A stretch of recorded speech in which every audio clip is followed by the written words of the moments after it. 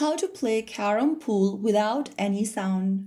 Hi everyone, welcome back to another video from Crazy Gamer. Today in this video we will be learning how you can easily play Carrom Pool without any noise or the in-game sound effect. First of all, launch the Carrom Pool game on your device. Make sure the game is updated to the latest version for the best experience. Once you're inside the game, go to the right hand corner of the screen and make sure you decrease the volume and keep it to 0. That is one way of playing without any sound effect. But if you want to turn off the sound effect in-game, then from the home page of the game, go to the top left corner and tap the gear button.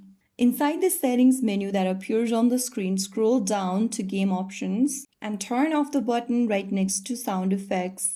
Soon after you turn this button off, you'll be able to turn off the in-game music. Now you can play your game without any distracting sounds or even on places where you don't want to disturb others. Now you can focus entirely on your shots and enjoy Carrom Pool in peace. If you found the video helpful, don't forget to like, share and subscribe to our channel. I will see you again in the next video. Thank you for watching.